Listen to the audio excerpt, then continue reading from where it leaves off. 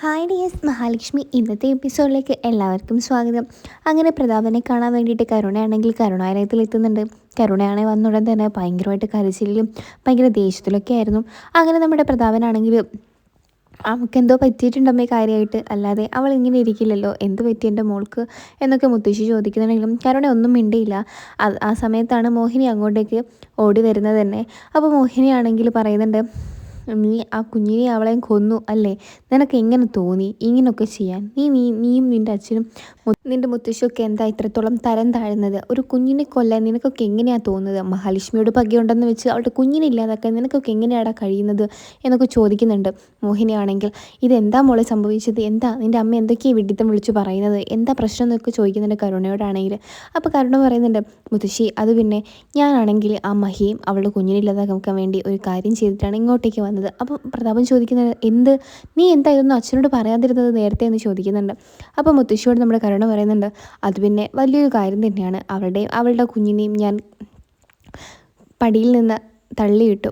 അതാണ് ഏറ്റവും വലിയ കാര്യം. അവളാണെങ്കിൽ അതുകൊണ്ട് വേദന കൊണ്ട് പൊളയുമായിരുന്നു. ഞാൻ പെട്ടെന്ന് തന്നെ ഇങ്ങോട്ടേക്ക് ഓടി വന്നു. എന്തായാലും ഞാനാണ് തള്ളിയിട്ടതെന്നും ആരും കണ്ടില്ല. പക്ഷേ മഹാലക്ഷ്മിക്ക് ആ ബോധം വന്നാൽ അവൾ എന്തായാലും പറയും. ഇനി എന്തായാലും വരുന്നിടത്ത് വെച്ച് കാണാം എന്നുള്ള രീതിയിൽ കരുണയാണ് സംസാരിക്കുന്നുണ്ട്. അങ്ങനെ പ്രതാപൻ പറയുന്നുണ്ട്, എൻ്റെ പൊന്നുമോളെ ഇതൊന്നും ശരിയായിട്ടുള്ള കാര്യമല്ല. നീ ചെയ്തത് വലിയൊരു മണ്ടത്തരം തന്നെയായിപ്പോയി. കാരണം എന്ന് വെച്ചാൽ അവളുടെ കുഞ്ഞിനെ ഇല്ലാതാക്കാൻ ശ്രമിച്ചത് ഞങ്ങളാണെങ്കിൽ ഞങ്ങൾ ജയിലിൽ പോയി ഇരുന്നേനെ. പക്ഷേങ്കിൽ മഹാലക്ഷ്മിക്ക് നല്ലപോലെ അറിയാം, പിന്നെ കണ്ണനും അറിയാം നീ തന്നെയായിരിക്കും ഇതിൻ്റെ പിന്നിലെന്ന്. പിന്നെ എന്തായാലും നിനക്ക് രക്ഷപ്പെടാൻ സാധ്യതയില്ല. ഇപ്പം തന്നെ ഈ ചെറുപ്രായത്തിൽ തന്നെ ജയിലിൽ പോകുക എന്നൊക്കെ വിചാരിച്ചാൽ അതൊന്നും നടക്കുന്ന കാര്യമല്ല മോളെ. മോളിപ്പോൾ ജീവിക്കാൻ തുടങ്ങിയിട്ടേ ഉള്ളൂ. ഇവിടെ വന്നിട്ടാണെങ്കിൽ അച്ഛൻ ആ കുറ്റം ഏറ്റെടുക്കുമായിരുന്നു. പക്ഷേ മോള് തന്നെയാണ് ഈ കുറ്റം ചെയ്തെന്നുള്ള കാര്യം അവിടെ എല്ലാവർക്കും ഉറപ്പാണ്. കേസ് എന്തായാലും മോൾക്കെതിരെ വരിക. ഇനിയിപ്പോൾ ഇങ്ങോട്ടേക്ക് മാർഗമാണോ വരിക, പോലീസാണോ വരിക എന്നൊന്നും അച്ഛനറിയില്ല. എന്താ ഇപ്പോൾ ചെയ്യുക? അച്ഛൻ്റെ കയ്യിലാണെങ്കിൽ ഒരു ബുദ്ധിയും ഇപ്പോൾ തെളിയുന്നില്ല മോളെ രക്ഷിക്കാൻ വേണ്ടിയിട്ട് എന്നൊക്കെ പറഞ്ഞ് കരുണയോട് ഇങ്ങനെ പറയുന്നുണ്ട്. കരുണ പറയുന്നുണ്ട്, ജയിലിൽ പോകാൻ തന്നെയാണ് എൻ്റെ തയ്യാറ്. ഞാൻ തീരുമാനിച്ചിരിക്കുന്നത്. കാരണം എത്ര കാലമാണ് അവളുടെ അടിമപ്പണിയും ചെയ്ത് ഇങ്ങനെ അവിടെ ഇരിക്കുക. എനിക്കതൊന്നും സാധിക്കില്ല അച്ഛാ. ഇനി എന്തായാലും അച്ഛൻ കാരണം ഞാൻ ഇത്രയും സഹിച്ചില്ലേ. ഇനി എന്തായാലും ജയിലിലാണെങ്കിൽ ജയിലിൽ തന്നെ ഞാൻ പോയിക്കോളാം. എനിക്കതൊരു കുഴപ്പമേ അല്ല എന്നൊക്കെ പറയുന്നുണ്ട്. അതിനുശേഷം മോഹിനിയാണെങ്കിൽ കരുണയോട് പറയുന്നുണ്ട്, നിങ്ങളെല്ലാവരും ഇവിടെ തന്നെ സംസാരിച്ചിരിക്കുക. തിരിച്ചു വരുന്ന വഴിക്ക് പോലീസിനെയും കൊണ്ടായിരിക്കും ഞാൻ വരുന്നത്. എൻ്റെ കുഞ്ഞിനും മകൾക്കും എന്തെങ്കിലും സംഭവിച്ചാൽ നിങ്ങൾക്ക് ബാക്കിയുള്ള കാര്യം ഞാൻ അപ്പം പറഞ്ഞു തരാമെന്നൊക്കെ മോഹിനി പറയുന്നുണ്ട്. അപ്പം അതിനുശേഷം ICUലോട്ടാണ് മോഹിനി ഓടിപ്പോകുന്നുണ്ട് മഹിയെ കാണാൻ വേണ്ടിയിട്ട്. മഹിയാണെങ്കിൽ ഭയങ്കരമായിട്ട് അബോധാവസ്ഥയിൽ തന്നെയാണ് ഇപ്പോഴും. അങ്ങനെ കണ്ണനോട് ചോദിക്കുന്നുണ്ട്, അവൾക്ക് എങ്ങനെയുണ്ട്? അവൾക്ക് സുഖമായി ഭേദമാവാനുള്ള സമയമായോ? അവൾ എന്താ കണ്ണ് തുറക്കാത്തത് ഇത്ര നേരമായിട്ട്? എന്ത് പറ്റി മോനെ? എനിക്കൊന്നും മനസ്സിലാവുന്നില്ല. എല്ലാത്തിനും കാരണം അമ്മയുടെ ഇളയ മകളാണ്. എന്തായാലും ഇവിടെ നിന്ന് എന്നാണോ ഞാൻ ഇറങ്ങുന്നത് അന്ന് അവളുടെ ജീവിതം അവസാനിക്കും. കുറേയായി അവളെ ക്ഷമിച്ചും പുറത്തും ഞാൻ നിൽക്കുന്നു. ഇനി എന്തായാലും അതെനിക്ക് സാധ്യമല്ലമ്മേ. അപ്പോൾ നമ്മുടെ കണ്ണനോട് മോഹിനി പറയുന്നുണ്ട്, മോൻ എന്ത് വേണമെങ്കിലും ചെയ്യാം, പക്ഷേ അമ്മ അതിനൊന്നും പറയില്ല. ഇപ്പം മോൻ ഇവിടെ തന്നെ ഉണ്ടാവണം, മഹിയുടെ അടുത്ത്. വേറെ എങ്ങോട്ടും മോൻ പോകരുത്.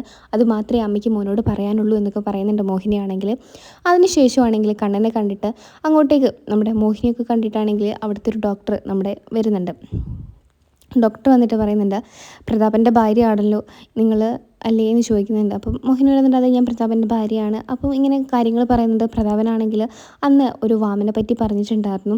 കാക്കകളോടും പൂച്ചകളോട് പോലും കാര്യങ്ങളിങ്ങനെ കുറ്റബോധം കൊണ്ട് ഇങ്ങനെ പറഞ്ഞു നടക്കുമായിരുന്നു പ്രതാപനാണെങ്കിലും.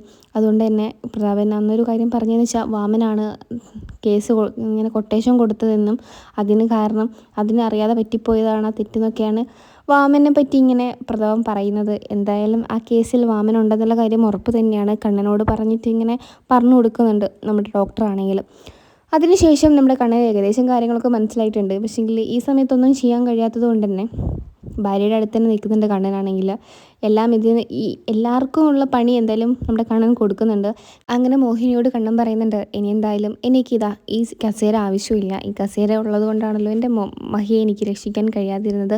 അപ്പോൾ നമ്മുടെ മോഹിനി പറയുന്നുണ്ട്, ഞാൻ മോനോട് അന്ന് പറഞ്ഞതല്ലേ ഇതിൻ്റെ ഒന്നും ആവശ്യമില്ല. അവൾ വീട്ടിൽ തന്നെ നിന്നോട്ടെ, അല്ലെങ്കിൽ വേറെ എങ്ങോട്ടെങ്കിലും നിങ്ങൾ മാറിപ്പോയി താമസിച്ചോ. അവളുടെ പ്രസവം കഴിഞ്ഞിട്ട് ഇങ്ങോട്ടേക്ക് വന്നാൽ മതി എന്നൊക്കെ ഒന്ന് കേട്ടിരുന്നെങ്കിൽ ഇന്ന് ഈ അവസ്ഥ മോൾക്ക് വരില്ലായിരുന്നു. എന്തായാലും നീ ഇപ്പോൾ ഒന്നും പറഞ്ഞിട്ട് കാര്യമില്ല. അവൾക്ക് വേണ്ടി പ്രാർത്ഥിക്കാൻ മാത്രമേ നമുക്ക് കഴിയുള്ളൂ. എന്തായാലും കുഞ്ഞിനും അമ്മയ്ക്കും ഒരാപത്തും ഇല്ലാതെ തിരിച്ചു വരട്ടെ. അപ്പോൾ ഡോക്ടറാണെങ്കിൽ വന്നിട്ട് പറയുന്നുണ്ട്, കുഞ്ഞിനെ സിസേറിയൻ ചെയ്ത് പുറത്തെടുക്കാനേ സാധിക്കുകയുള്ളൂ, അല്ലെങ്കിൽ അമ്മയ്ക്കും കുഞ്ഞിനും ആപത്താണ്. ഏതെങ്കിലും ഒരാളെ മാത്രമേ നമുക്ക് രക്ഷിക്കാൻ കഴിയുള്ളൂ എന്ന് പറയുന്നുണ്ട്. അങ്ങനെ കണ്ണനാണെങ്കിൽ വല്ലാത്തൊരവസ്ഥയിൽ തന്നെയാണ്, എന്ത് ചെയ്യണമെന്നറിയാതെ. ആ സമയത്ത് മാർക്കോയെ വിളിക്കുന്നുണ്ട്. മാർക്കോയുടെ കാര്യങ്ങളൊക്കെ പറയുന്നുണ്ട്. കരുണയെ വെറുതെ വിടാൻ പാടില്ല. എന്തായാലും എല്ലാവരെയും എനിക്ക് പെട്ടെന്ന് തന്നെ എൻ്റെ മുമ്പിൽ എത്തിക്കണം നീ എന്നൊക്കെ പറയുന്നുണ്ട്. അങ്ങനെ മാർക്കോ ആണെങ്കിൽ കണ്ണൻ്റെ നിർദ്ദേശപ്രകാരം കരുണയാണെങ്കിൽ വീട്ടിലോട്ട് പോകുന്നുണ്ട്. അവിടെ എത്തി മാർക്കോ ആണെങ്കിൽ കരുണയും എല്ലാവരെയും ഒരു റൂമിലിട്ടൊക്കെ അടച്ചു പൂട്ടുന്നുണ്ട്. ഇവിടെ തന്നെ ഭക്ഷണം കൂടെ കൊടുക്കാതെ ഇങ്ങനെ ഭയങ്കരമായിട്ട് ക്രൂശിക്കുന്നുണ്ട് എല്ലാവരും കൂടെ തന്നെ.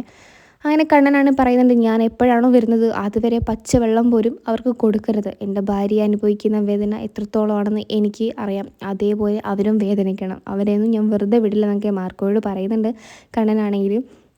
അങ്ങനെ മോഹിനി പറയുന്നുണ്ട്, ഞാൻ നിന്നോട് അപ്പോഴേ പറഞ്ഞതല്ലേ അവൾ 7-ാം മാസത്തിൽ കൊണ്ടുപോകണ്ടെന്ന്, ഇപ്പം എന്തായി മോനെ, ഇതൊക്കെ അറിഞ്ഞതുകൊണ്ടാണ് അമ്മ നേരത്തെ പറഞ്ഞത് എന്നൊക്കെ പറയുന്നുണ്ട്. അപ്പോൾ മോഹിനി പറയുന്നുണ്ട്, ഇനി എന്തായാലും ഒന്നും ചെയ്യാൻ കഴിയില്ല, ഡോക്ടർ സിസേറിയൻ കൊടുക്കണമെന്നാണ് പറയുന്നത്. ഒന്നെങ്കിൽ നമുക്ക് മഹാലക്ഷ്മിയെ രക്ഷിക്കാൻ പറ്റും, അല്ലെങ്കിൽ കുഞ്ഞിനെ എന്തായാലും മോളെ തന്നെ രക്ഷിക്കണം, കാരണം അമ്മയുടെ ഒരു അപേക്ഷയാണ് എന്നൊക്കെ പറയുന്നുണ്ട്. കണ്ണനാണെങ്കിൽ രണ്ടുപേരെയും വേണമെന്നുണ്ടെങ്കിലും കുഞ്ഞിനെ രക്ഷിക്കാൻ ഒരിക്കലും സാധിക്കില്ല എന്നുള്ള കാര്യം ഉറപ്പായതുകൊണ്ട് തന്നെ മഹിയെ രക്ഷിക്കാനാണ് നമ്മുടെ കണ്ണൻ തീരുമാനിച്ചിരിക്കുന്നത് തന്നെ. മഹിയില്ലാത്ത ലോകത്ത് കണ്ണന് ജീവിക്കാൻ കഴിയില്ല എന്നുള്ള കാര്യം ഉറപ്പായതുകൊണ്ട് തന്നെ കണ്ണനാണെങ്കിൽ മഹിയാണ് രക്ഷിക്കുന്നത്.